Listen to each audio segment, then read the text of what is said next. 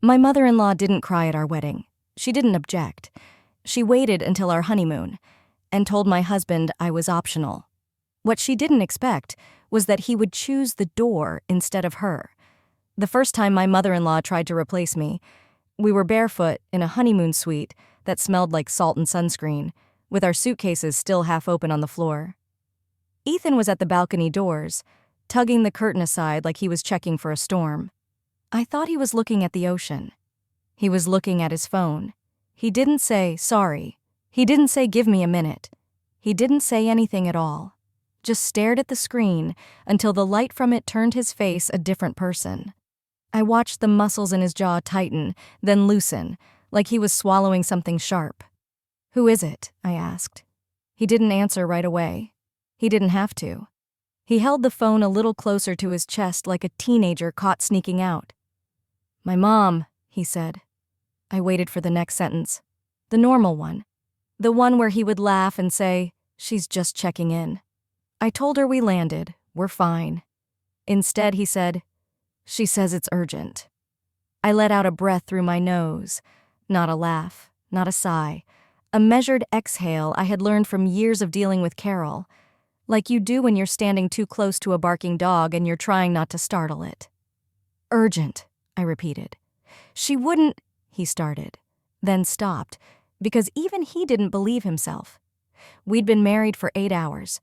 The wedding had ended with confetti in my hair, champagne in my veins, and Carol standing in the center of our reception like a queen surveying conquered land.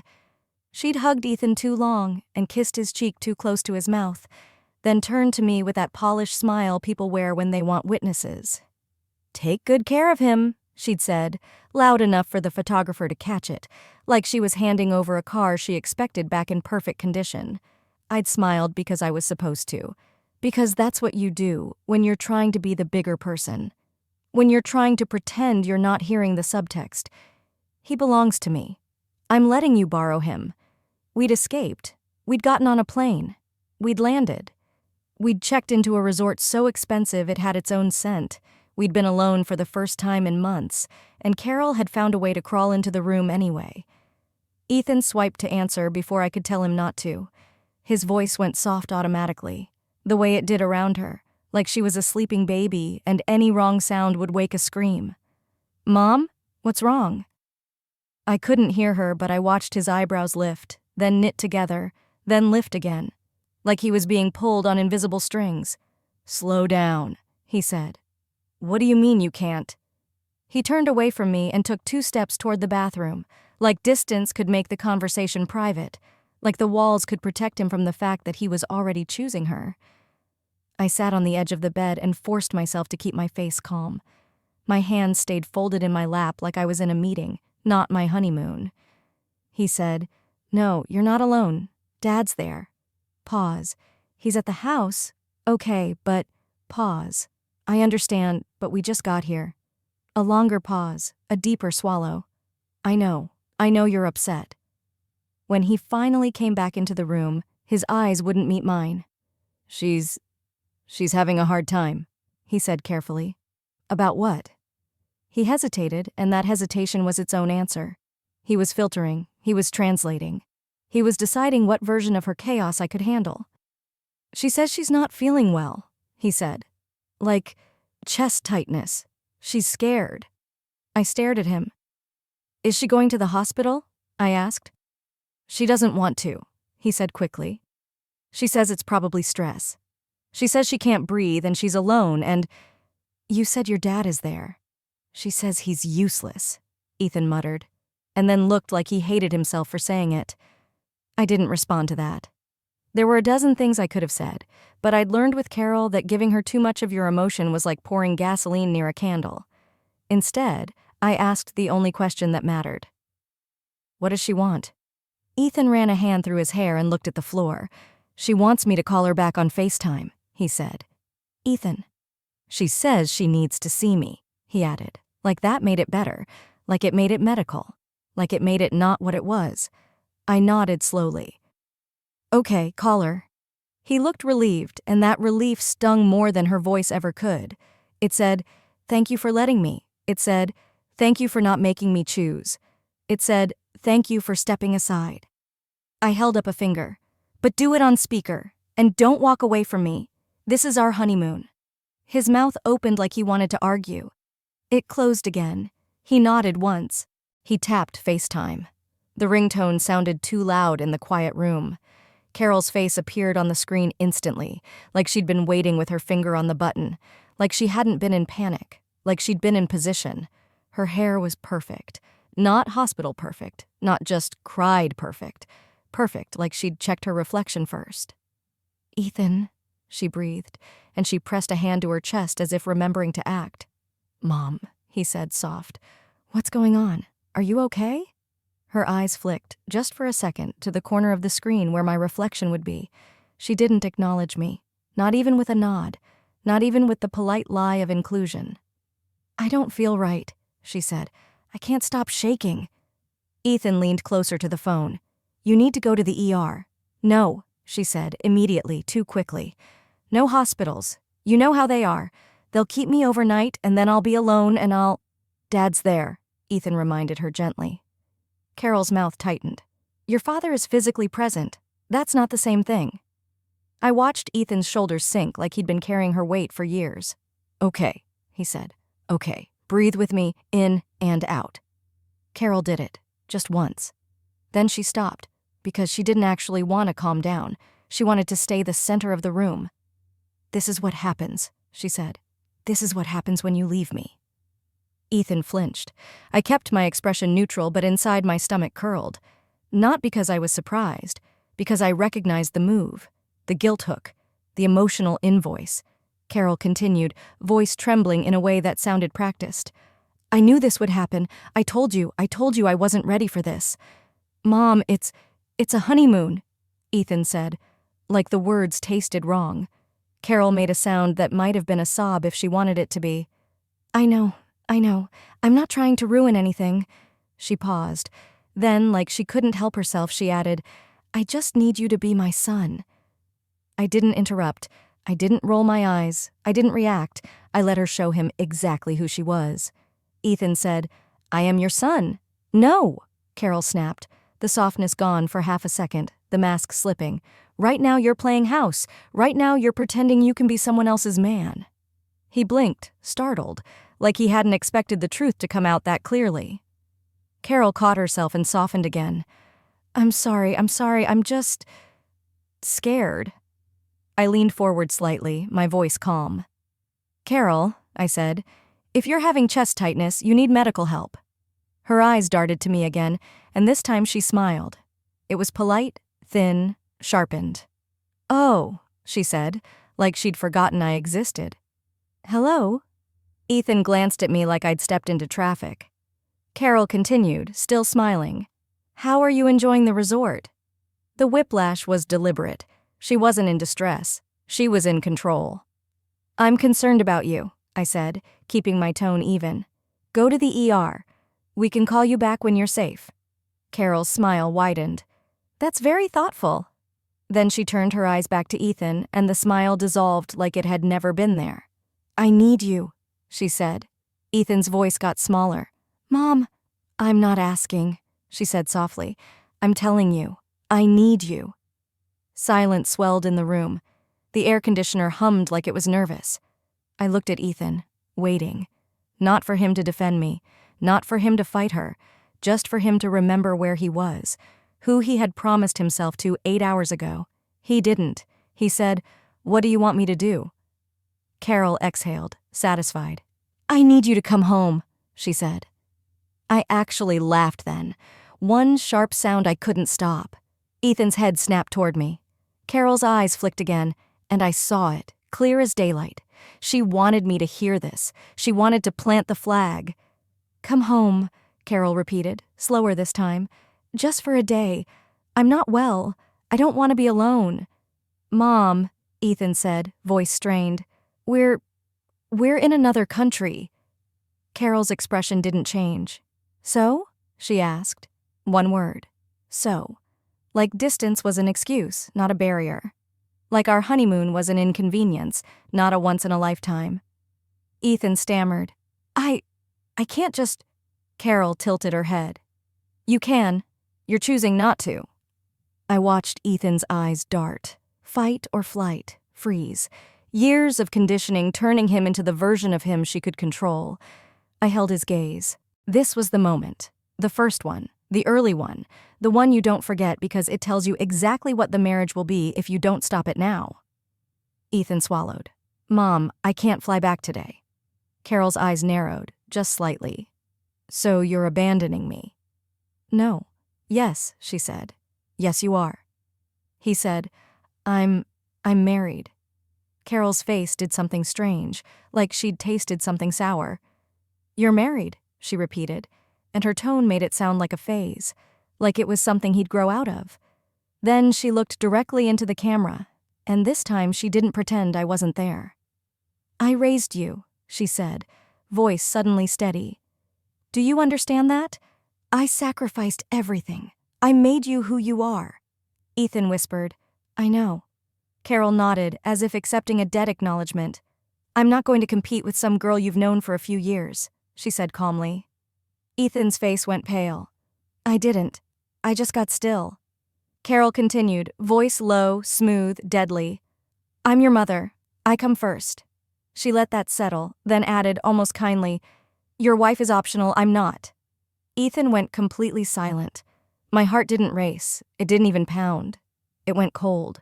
Because now she'd said it, out loud, with witnesses, no jokes, no plausible deniability. And now Ethan had to respond. I leaned forward, my voice quiet and flat. Ethan, I said, end the call. He blinked like he hadn't heard me. Ethan, I repeated, end the call. Carol's smile returned, that thin, polished one. Oh, don't be dramatic. I didn't look at her. I looked at my husband. He opened his mouth, and for a second I thought he was going to do it. I thought he was going to grow a spine in real time. I thought he was going to pick the marriage he had just started. Instead, he said, Mom, please don't say that. Please don't say that. Not, don't disrespect my wife. Not, that's unacceptable. Not, you crossed a line. Please don't say that. Carol's face softened like she'd won a point. See? She said gently. He understands. I stood up. My feet hit the tile softly. My body moved like it already knew what the next months would look like if I stayed quiet. Ethan looked up at me, alarm in his eyes. Where are you going? I didn't raise my voice. I'm going to take a walk, I said. I'm going to let you figure out whether you're on a honeymoon with me or on a leash with her. He flinched. Don't do that. Carol spoke before he could finish, bright and amused. Let her go, she said. She'll calm down. I looked at the phone then. I let Carol see my face fully. No anger, no tears, no pleading, just a quiet certainty. This is the last time you talk to me like I'm temporary, I said. Carol smiled like she didn't care. She didn't have to care. She thought she'd already won. I walked out of the suite and let the door click shut behind me. And in the hallway, with the ocean somewhere beyond the walls, and strangers laughing down the corridor like the world was normal, I realized something simple and terrifying. Carol didn't just hate me, she didn't even see me. She saw a role, a removable piece. And if Ethan didn't stop her now, I was going to spend my life being treated like an optional accessory to a mother-son marriage. I took the elevator down to the lobby with my hands shaking at my sides, not from fear, from clarity. Because the thing about ultimatums is they're only powerful if you obey them. And I had just decided I wouldn't. By the time I came back upstairs, the sun had shifted and the room felt different. Not romantic, not new, used. Ethan was sitting on the edge of the bed when I walked in, elbows on his knees, phone face down beside him like it had done something wrong. He looked up immediately. She hung up, he said. I didn't ask who. I didn't need to. I closed the door softly behind me and leaned against it for a second. I could still hear her voice in my head. Your wife is optional. There are sentences that don't just hurt. They rearrange the room. What did she say after I left? I asked. He dragged a hand over his face. She said you were overreacting. Of course. She said you were trying to isolate me. I laughed quietly. From my honeymoon? He didn't smile. She thinks you're pulling me away from the family. Ethan, I said slowly, you are 31 years old. If she can pull you back across an ocean with one phone call, that's not me isolating you. That's her owning you." He flinched again. That word, own. "She doesn't own me. She said I was optional." He looked away. Silence stretched between us, thick and uncomfortable. I didn't fill it. I was done filling spaces for him. After a moment, he said, "She's scared." "Of what?" He hesitated. "Losing me." I let that sit. "You didn't die," I said. "You got married." He stood up abruptly, pacing the small space between the bed and the balcony. "You don't understand what she's like when she feels abandoned." I tilted my head. "I think I do." He stopped walking. "When I moved into my first apartment," he said, voice low, "she didn't talk to me for 2 weeks. She said I broke her heart. She said she couldn't eat. Dad kept telling me to call her. I ended up apologizing." "For moving out?" "For not considering her feelings." I stared at him. "And when I didn't join the family business right away?" He continued, words spilling now like something that had been pressurized for years. "She told everyone I was ungrateful. She told my grandparents I thought I was better than them. She cried at Christmas." "And what did you do?" He gave a weak shrug. "I joined the business." There it was. Not fear of losing her. Fear of punishment. "She doesn't handle change well," he added softer.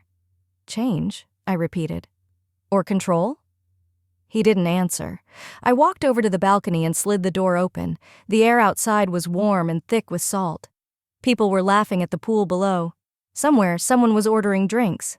We were supposed to be that couple. Instead, we were dissecting a psychological war. "I need you to hear this clearly," I said, turning back to him. "This is not about her being scared.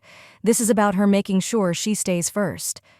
She's my mother," he said automatically, "and I'm your wife." He swallowed.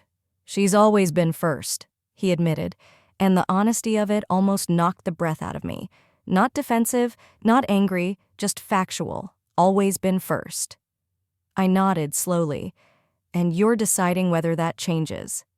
He stared at me like I'd asked him to cut off a limb. "She doesn't mean it," he said weakly. "She meant every word." He didn't deny it. His phone buzzed again. We both looked at it. I didn't move. I didn't tell him not to answer. He picked it up. Another FaceTime request. From Carol. He hesitated. "Put it on speaker," I said calmly. He answered. Carol's face appeared again, this time without the trembling act. She looked composed, sharp. "I've been thinking," she said immediately, "and I don't like the direction this is going." Neither did I. Ethan said, "Mom, no!" She cut him off. "Let me speak." Her tone had changed. The softness was gone. The victim mask had dropped. "I gave you everything," she said. "Education, stability, a future in the business. And this is how you repay me?" "Repay you?" I echoed before I could stop myself. Carol's eyes flicked toward me like I was a fly. "Yes," she said coldly. "Repay." "Mom," Ethan said carefully, "marrying her isn't a betrayal." Carol's lips pressed thin. "It is if it means losing you. You're not losing me." "You already did," she snapped. "Look at you. You're defending her against your own mother." "I'm defending my marriage." Her laugh was short and ugly. "Marriage," she said like it was a hobby. "You've been married for 1 day." "And I plan on staying married," he shot back, and there was steel in his voice now, small but real. Carol's eyes hardened. "You think she loves you the way I do?" she asked quietly. "You think she'll sacrifice for you the way I have?" I stepped forward. "This isn't a competition," I said. "It always is," Carol replied. The honesty of that statement hung in the air like smoke. Ethan's face changed then, not dramatic, not explosive, but something shifted, like a piece of a puzzle finally clicking into place. "Why?" he asked her. Carol blinked. "Why what?" "Why is it a competition?" She looked offended. "Because she's replacing me." I let out a slow breath. "No one replaces you," I said. "You're his mother. That doesn't change." "It does," she said flatly. "When he chooses you over me." "He's not choosing," Ethan said, voice rising slightly. "He's growing." She leaned closer to the camera, eyes intense. "Don't use therapy words with me." I almost smiled. Carol continued. If you don't come home, I'm pulling my financial support. Ethan froze. There it was. The real lever. What financial support? I asked sharply. Ethan shot me a look. Carol answered instead. The down payment assistance, she said smoothly. The business partnership. The investment account in his name. My stomach dropped. You didn't tell me about that, I said quietly to Ethan. He looked ashamed. I was going to. When? After the honeymoon. Carol smiled faintly. Secrets already. Ethan's jaw clenched. Stop. No, she said. You need to understand something. I have made your life comfortable. I can make it uncomfortable just as easily. You're threatening us, I said. I'm protecting my son. By punishing him? By reminding him where he came from? Ethan took a step back like he'd been slapped. So that's it? He said slowly. If I don't prioritize you, you cut me off? I'm not cutting you off, she corrected. I'm stepping back. If you want to be independent, be independent. There it was again. The emotional invoice, the price tag. Ethan's voice went low. You said my wife is optional. Carol didn't blink. She is. And you come first? Yes. The word was simple, clear, unapologetic. I watched Ethan absorb it. This wasn't about guilt anymore. This wasn't about fear. This was a declaration of ownership. You're asking me to choose, he said. I'm telling you what reality is, she replied. No, he said, and this time the steel in his voice wasn't small. You're telling me what you want reality to be. Carol's expression shifted. Surprise, then anger. You are being manipulated, she hissed. She's turning you against me. I laughed quietly. Carol, I said, you turned him against you the second you made him compete with me. Her eyes burned. I will not be disrespected by some girl who thinks a wedding ring gives her authority. Ethan inhaled sharply. Don't talk about her like that, he said. There it was, not loud, not dramatic, but firm. Carol went very still. You think she's permanent? She asked softly. Ethan didn't hesitate this time. Yes. Silence. And in that silence, something in Carol's face cracked. Not grief, not heartbreak, control. You're making a mistake, she said quietly. You will regret this. Maybe, he replied. But I'm not flying home. Her eyes flicked to me one last time. You'll come crawling back, she said. They always do. Then the call ended. No goodbye, just black. The room felt smaller. Ethan stood there breathing hard like he'd just run. I looked at him carefully. She's not done, I said. He nodded once. I know. And for the first time since the wedding, I saw it clearly. This wasn't about a honeymoon interruption. This was a war over ownership, and we had just fired the first real shot. Carol didn't wait. She never did. We lasted 20 hours without another call. 20 hours where we tried, almost desperately, to pretend we were just another newly married couple. We went to the beach. We held hands. We ordered drinks with ridiculous fruit skewers. Ethan tried to laugh like he used to, like the world hadn't just shifted under his feet. But there was a hum beneath everything. Not anxiety, anticipation. At dinner the next night, it happened. We were seated outside on the terrace. Candlelight, white linen, ocean behind us like a postcard. I remember thinking, this is the moment we reclaim it. Ethan had just reached across the table for my hand when I saw it. Not her face first, her posture. That walk, controlled, confident, predatory. Carol stepped into the candlelight like she owned it. She wasn't trembling, she wasn't sick, she wasn't scared. She was immaculate. White blazer, pearl earrings, heels that clicked across stone like punctuation marks. Ethan froze mid-breath. You're joking, I said under my breath. Carol smiled like she'd just surprised us with champagne. Hello, sweetheart, she said to Ethan. Not hello to me, just him. You flew here? Ethan's voice cracked. Carol tilted her head. Of course. The word wasn't dramatic. It was logical, as if crossing an ocean to sabotage her son's honeymoon was normal. You didn't answer my calls, she continued smoothly. I was worried. You threatened us, I said. She ignored me completely. Ethan stood up slowly. Why are you here? Carol's eyes softened, and for a split second, She played the part perfectly. "Because you're making a life-altering mistake," she said quietly. "And I'm not going to let you destroy your future over a phase." A few nearby tables were already watching. She knew that. She thrived on witnesses. "Mom," Ethan said, voice tight. "This is insane." "No," she corrected. "This is intervention." I stood up. "Intervention implies addiction," I said, "not marriage." Carol's eyes flicked to me, and this time there was no polish in them. "You are the addiction," she said. The words hit like a slap. Ethan's face drained of color. "Stop," he said sharply.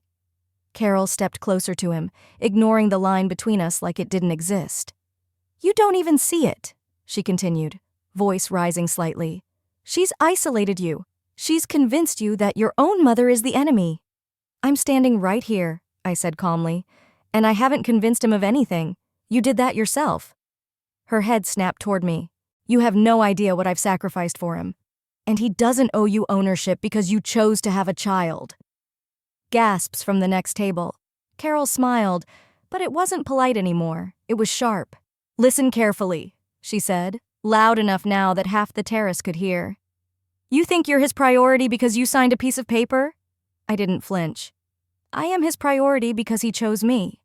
She turned back to Ethan. "Did you?" she asked sweetly. "Did you choose her, or are you afraid to disappoint her?" The manipulation was surgical. She wasn't fighting me. She was destabilizing him. Ethan looked between us like a man standing on a fault line.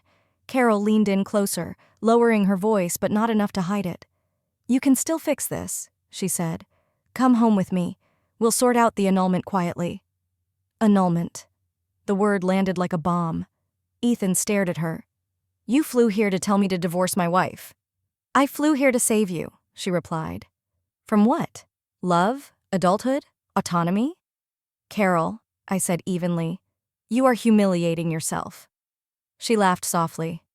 "Oh, sweetheart, I don't get humiliated." And then she did it. She reached for Ethan's hand, not gently, possessively, and that was the moment. Something in his face changed. Not anger, not panic, recognition. He looked down at her hand, gripping his like she was dragging him somewhere. And then he pulled it back, slowly, deliberately. "Stop touching me like that," he said. The terrace went quiet. Carol blinked. "Excuse me?" "You don't get to show up here and act like she's disposable," he continued, voice steady now. "You don't get to demand I leave my wife on our honeymoon." Her face hardened. "So this is her influence." "No," he said. "This is me." The words didn't sound rehearsed. They sounded earned. Carol's eyes flicked to the watching tables, to the staff pretending not to stare.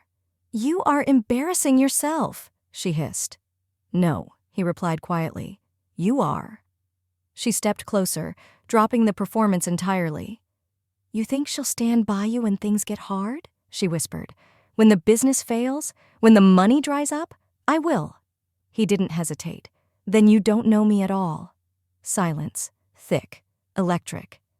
"You're choosing her," she said finally. "Yes." No stutter, no qualifier, just yes. Carol's composure cracked completely. "You are my son," she snapped. "You don't get to replace me." "I'm not replacing you," he said. "I'm refusing to be owned." The words hit her harder than anything I could have said. For a split second, I saw it. Not rage, not heartbreak, fear, because control had slipped. She turned to me then, and for the first time, she looked at me as a real opponent. "You win," she said coldly. I shook my head. "This isn't about winning." She laughed bitterly. "Everything is about winning." And then Ethan did the thing that changed everything. He stepped between us. Not casually, not subtly, physically between us. "You need to leave," he said. Carol stared at him like he'd spoken another language. "You're throwing me out." "Yes," the word echoed. "You're choosing this woman over your mother." "I'm choosing my marriage." She looked around at the audience, at the staff, at the candlelit tables. "Fine," she said. "When she destroys you, don't come crawling back." He didn't flinch. "I won't." That was the turning point. Not loud, not dramatic, just irreversible. Carol held his gaze one last time, searching for hesitation. There wasn't any. And that terrified her more than anything. She straightened her blazer, mask snapping back into place. "This isn't over," she said softly. Ethan didn't respond. She turned and walked away, heels clicking across stone, disappearing into the warm night air like a storm finally moving offshore. The terrace stayed silent for 3 full seconds. Then the noise returned. People resumed eating, glasses clinked, like nothing nuclear had just detonated. Ethan turned to me slowly. His hands were shaking. "She's going to make this ugly," he said. I met his eyes. She already did. And in that moment, I understood something with complete clarity. We hadn't just ended a fight. We had ended a hierarchy, and Carol was never going to forgive that. We didn't go back to dinner. We didn't pretend the night could be salvaged. We walked back to the suite in silence, the kind that isn't awkward, just heavy. Ethan's hand brushed mine once in the hallway, hesitant, like he wasn't sure he was allowed to touch me. Inside, he locked the door. Not casually. He turned the deadbolt and stood there for a second, staring at it.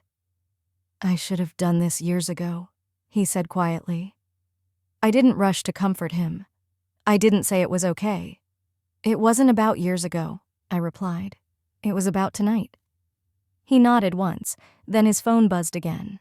Not a call, messages. He looked down. Group chat, family. His jaw tightened as he scrolled. "She's telling them you screamed at her," he said flatly, "that you humiliated her in public, that I've been manipulated." I leaned back against the counter. "Of course she is." Another buzz, another message. "She says she's cutting me out of the business," he added, "effective immediately." There it was. The cost. The part she had been saving. I watched his face carefully. Fear flickered there. Not of her. Of instability. "I'm sorry," he said suddenly. "I should have told you about the money, the accounts, the business structure. I didn't want to start our marriage with reality," I finished. He winced. "I was protecting you." "No," I said gently. "You were protecting her." The words didn't land as an attack. They landed as truth. He nodded slowly. "I didn't know how deep it went," he admitted. "I thought I could balance both."